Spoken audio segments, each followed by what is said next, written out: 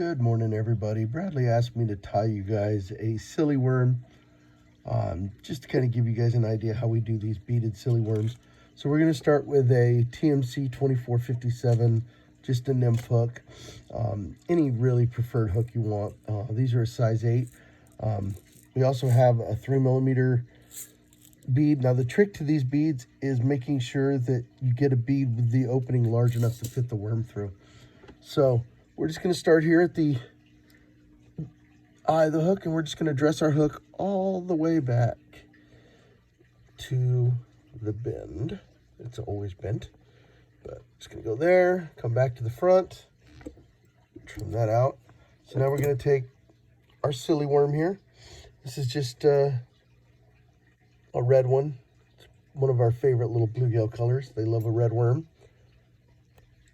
Cut that in half. We're going to take one half and put it off to the side here. And we're going to take the other half and we're going to take our loon threader tool and we're going to feed it right through the opening here. And grab just the tip of the worm. You don't want to grab too much because if you do rip the worm, you can't reuse it. But just get it through there. And now we're going to pull it halfway. Okay. Once we're halfway, we're going to just do a couple of light wraps. I mean, these are super loose wraps. And then I'm just going to pull. And that holds that tight.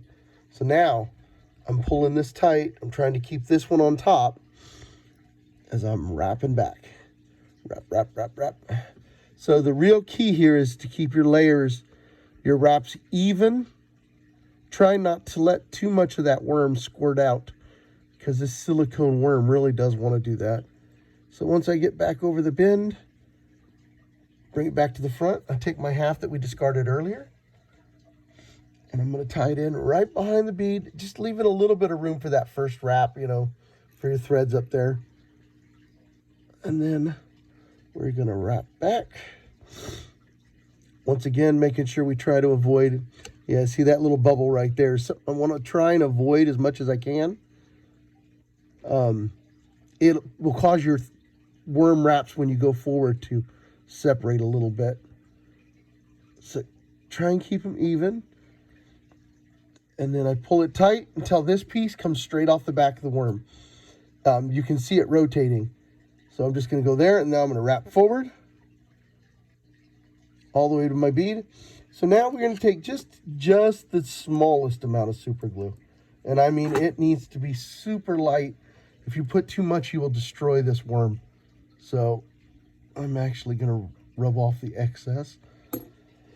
So now I'm going to grab this piece that we brought back and clear that little piece of white deer hair off it. And I'm going to start wrapping it forward. So I'm going to pull some thread out there. I'm going to try and do this where you guys can see. And when you're wrapping forward, you got to be kind of cautious about where the super glue is.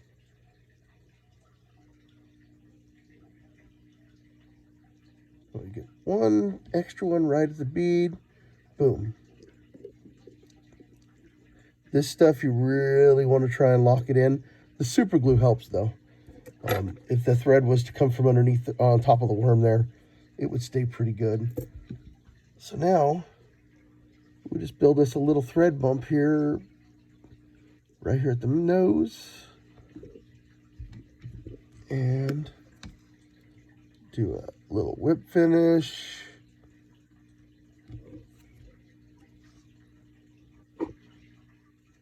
Just one more. Yeah, I'm really good at whip finishing today. Get on there. There it is. Okay. Trim that out. So, these silly worms get destroyed by a lot of head cements. The only one we found that really doesn't hurt it is the Loon water-based head cement. It's great stuff. Just take a little bit right on the threads there. Don't worry about it, it comes right off your fingers. And there you go. And we have a DBB Sili Worm. So this bead will stay here. All of this stuff is locked in because of that super glue you put underneath it. So it really helps it stay together. So I hope everybody enjoys it. That's a quick little worm for you. It's a bluegill killer. We know guys that are just destroying the trout and steelhead on these things as well. So thanks for your time. Bye.